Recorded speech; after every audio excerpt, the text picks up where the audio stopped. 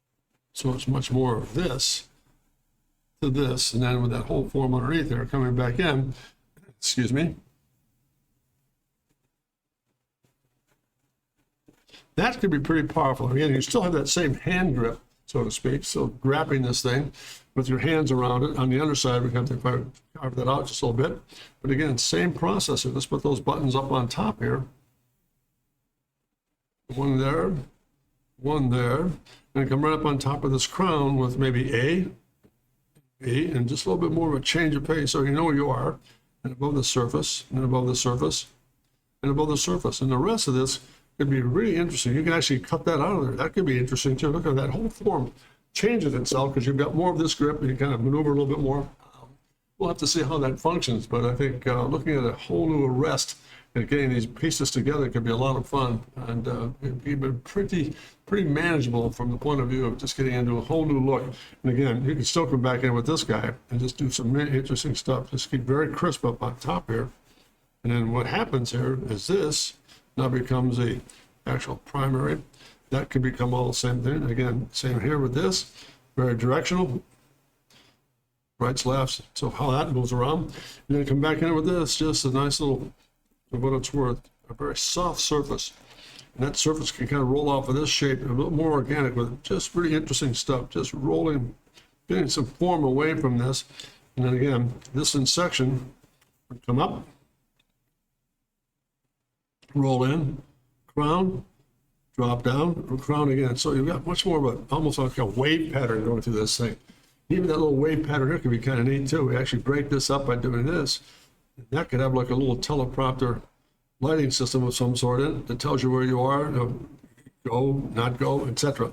Just little features like that, I think, make a difference in getting this controller to kind of be a little bit more of a newness side here. So, and again, maybe a couple more pieces here just for what it's worth. Just looking at what ifs. There's one set of families here. Just looking at the different variations of how to get that shape away from this typical format, making a little more uniqueness for him, but at the same time have the same overall pieces put in place. We're going to have to package this thing and see how it would work. But he's very much involved in putting together a whole new process, so this could be a good direction for him to go once we get started here with this guy. So let's kind of put that off the side for a moment, and just one more pass here. What if we did a couple like this, or he just had almost like a boomerang? We actually just come across here with this very round form into a center line here. We're going to do another round form here. Again, take that same shape, break it back, and draw through that, break that back, and you have that form right there. But you actually come into it now with a whole new look in terms of, all right, maybe we have something that comes in like this, does that, and then those could be the actual primary switches or control panels up on top. You actually grip, it comes up on top, and that's that.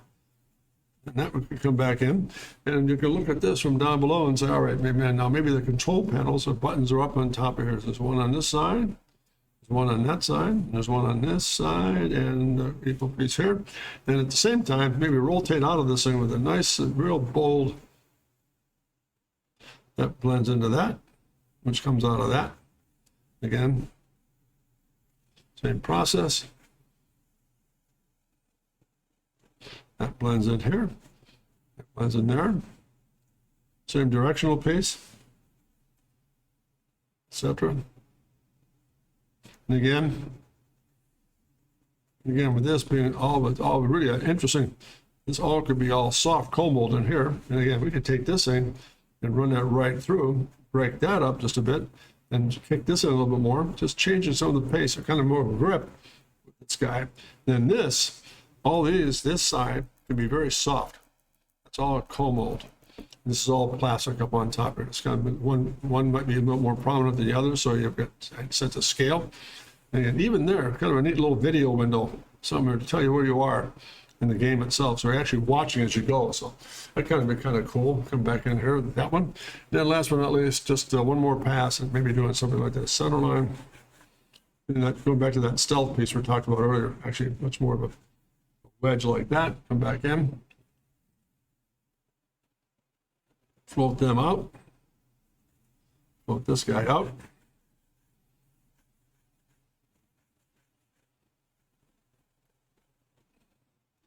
Blend that in, blend that in. And at the same time, come back in down below.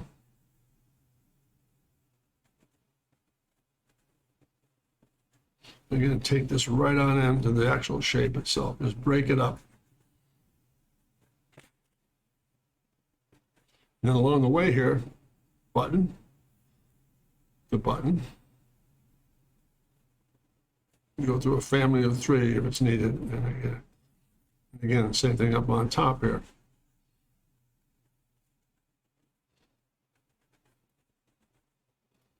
Directional. And again, motion. This again, these pieces can kind of grow out of there. It's again all cold mold, etc. Softer material, different color change, different texture change, and into a body color here. And again, even here, kind of neat. You've got this video window, or even a hole, a cutout in that area to kind of work with the actual piece itself. Just again, just trying to take a moment here before we wrap up here today to kind of go back in and show you what could be possible, hopefully, with some of the change variations on some of these actual controllers themselves. These are very loose little quick sketches, but I mean, just basically going through what I've learned in that whole process of putting that initial controller. Well, see, it was a lot of fun to deal with some of the things we wanted to make it more ergonomically sound, but maybe there's a way to make it ergonomically sound with a whole new shape or a whole new form, because it's so static out there. Everybody has the same format. So if he decides to break out with this thing and kind of rejuvenate this process, I'm really going to listen carefully about the fact that, well, let's try this. Let's give this a shot. If we can kind of put the pieces together without a lot of major engineering changes or wiring changes or packaging studies, that could be very useful and extremely helpful for them. So enough said, gang. I think that's got it for today. Interesting. I just thought I'd take a moment here and kind of wrap it up with that, and we get these sketches put together. And we'll just kind of, one last thing I want to bring to your attention here before we sign off today is this. I've been very fortunate, oh, pardon me, let's go back here. Been very fortunate over the last few weeks, well, more so the last month or so, to work with a good friend of mine who's, I think I showed you some of the early sketches on that slot car Formula One piece. Well, just a quick announcement, we're getting some great feedback on, we're putting some input pieces out there, what the new shape is, what the new chassis looks like, very innovative piece all the way around. If you're interested in watching later on, for example, you're going to go to Full Earth Workshop and see there's a video piece out there now called The Next Generation, the most innovative slot car developed in the last 50 years. That's our program. That'll show you a little bit of a clip on what the chassis looks like and some of the sketches that we're looking at for this whole new stealth look in slot car Formula One stuff. All I have to say that I just had the note this afternoon prior to going live with my associate in Carolina working on this thing, that we're getting great feedback. We looked at some of the model work and some of the hard body forms he's doing in the CAD system, and we're creating a little bit more crispness to it and keeping it much more active and alive, but very, very fresh and new. And the point I'm getting at is once I develop some more sketches here in the next few weeks or so, I'm going to come back and do another live stream on the whole program development, like a phase 2. We've already seen phase 1 where we started with some of the initial sketches. Now we picked a direction. We took those sketches out to the marketplace, and they picked a direction that this is really cool. We like number 1, or etc. I forget which one they chose, but they picked one. So we chose that one. We're developing that formula. And since that selection has been made about 2.5 weeks ago, I've been working with this individual to develop more of the more refinement in some of the Formula One car stuff that's going to go over this body, this new chassis. So stay tuned. Might be in another week or two. I'll have enough sketches put together to kind of bring it into a second phase 2 development for this slot car piece. And above all else, I can't thank you enough for your patience and working with me. Thank you for understanding about the fact that the website's being rebuilt. A lot of work to be done last week on getting some new text put in place and some more interesting things to deal with. But we will be active. And again, thank you so much. Hope you have a great day. And I will sign off with this because I think it's the most important part of the whole stream. Never forget to dare to be great, because you are. Have a great week, gang. And once the website gets active, with all the pieces together, we'll bring you up to speed on where we are with that one, and hopefully get a chance to look at it. And I think you'll be pleasantly surprised. It's a whole new look and an exciting one at that. So all the best. We'll see you in a week's time. Take care, gang. And thank you so much. From Dr. Contrast, dare to be great. Thank you.